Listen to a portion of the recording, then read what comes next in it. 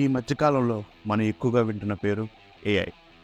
ఈ ఏఐ అనేది ఒకసారి ఊహించుకోండి. మన ఉదయాన్నే లెగ్గానే మన టేబుల్ మీద కాఫీ ఉన్నట్టు, నెక్స్ట్ మన వర్చువల్ అసిస్టెంట్ ఉంటుంది కదా షాపింగ్‌లో మనం నుంచున్నట్టుగానే అక్కడ ఆ డ్రెస్ కాంబినేషన్ ప్రకారం తీసినట్టు, నెక్స్ట్ మన సెల్ఫ్ డ్రైవింగ్ కార్లు కూర్చోగానే డెస్టినేషన్ దగ్గర దింపినట్టు. ఇదే సైన్స్ ఫిక్షన్‌లా ఉందా? కాదండి. ఇది ఏఐ. ఏఐ ద్వారా మనకి ఇప్పుడు జరుగుతున్న కాలం ఇది. హాయ్ ఫ్రెండ్స్, నేను Mahi Akula. Welcome back to Mahi tech talks. ఈరోజు మనం ఆర్టిఫిషియల్ ఇంటెలిజెన్స్ గురించి తెలుసుకోబోతున్నాం. ఈ ఏఐ అనేది ఫ్యూచర్లో ఎలా ఉండబోతుంది, ఏవేవి మార్పులు జరగబోతున్నాయో మనం ఈ వీడియోలో తెలుసుకుందాం. మొదటిగా ఏఐలో బాగా పాపులర్ అయింది మెడికల్ కేర్. ఈ మెడికల్ కేర్లో ఈ ఏఐ అనేది చాలా కీలకమైన పాత్ర తీసుకుంటుంది. ఎలాగంటే ఇప్పుడు మనకి ఏమైనా డిసీజ్ వచ్చినా ఏమొచ్చినా ముందుగానే స్టార్టింగ్ స్టేజ్లో వెరిఫై చేస్తుంది అది. నెక్స్ట్ ఇంకోటి ఏంటంటే మన ఫోన్లో ఉన్న పర్సనల్ అసిస్టెంటే మనకి కోఫ్ వచ్చినా ఏమొచ్చినా మనం ఏమడిగినా సరే వెంటనే అది రిప్లై ఇస్తుంది. ఈ ఏఐ అనేది మెడికల్ ఫీల్డ్లో చాలా పాపులర్ అవుతుంది. ఉదాహరణకి క్యాన్సర్ లాంటి ఏమైనా పెద్ద పెద్ద జబ్బులు వచ్చినప్పుడు ఇది స్టార్టింగ్లోనే రెక్టిఫై చేస్తుంది.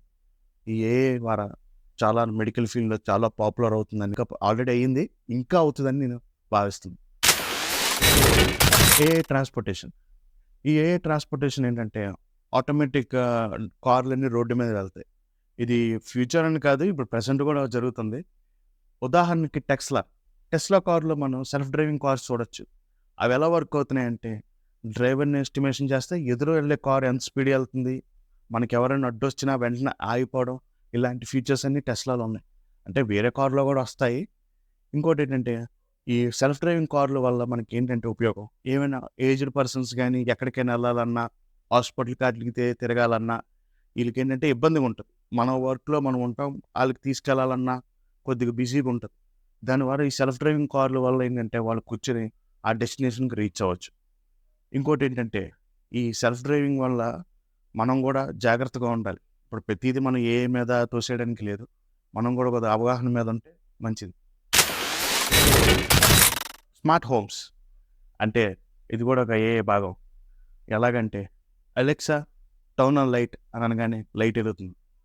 అలెక్సా టర్న్ ఆన్ ఫ్యాన్ అనగానే ఫ్యాన్ తిరుగుతుంది. ఇదన్నీ ఏఐ చేసే పని. ఎలాగంటే అమెజాన్ ఈకో, గూగుల్ ఇవన్నీ చేస్తుంది. ఇప్పుడు ప్లే సమ్ మ్యూజిక్ అనగానే ఒక సాంగ్ ప్లే చేస్తుంది. బుక్ ఏ క్యాబ్ అన్నా సరే ఈ స్మార్ట్ హోమ్ చాలా పనిచేస్తుంది. ఇది కూడా ఒక ఏఐలో పార్ట్.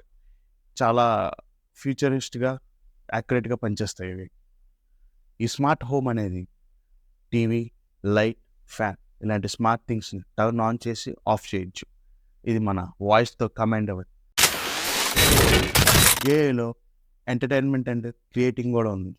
ఎంటర్టైన్మెంట్ ఏంటంటే Netflix, Amazon prime, next YouTube ఇవన్నీ ఆల్గరిథం ప్రకారం నడుస్తాయి. ఎలాగంటే మన టేస్ట్ తగ్గట్టు సజెషన్ ఇస్తాయి. ఇంకోటి ఏంటంటే మనం ఏ మూవీ చూడాలి, ఎలా చూడాలి అవి కూడా మన ఇష్ట ప్రకారంగానే అవి నడుస్తాయి.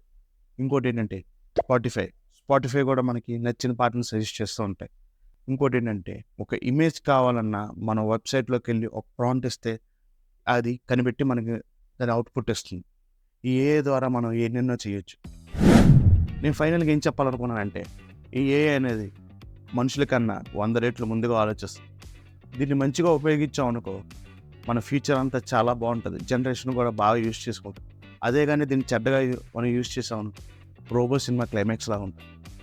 మీకు మా వీడియో నచ్చినట్టయితే లైక్ చేయండి, షేర్ చేయండి, ఛానల్ సబ్స్క్రైబ్ చేయండి. అలాగే ఏఐ ద్వారా మీరు ఏమైనా ఫేస్ చేసి ఉంటే కింద కామెంట్ చేయండి. Thank you for watching. Next వీడియోలో కలుద్దాం. బాయ్.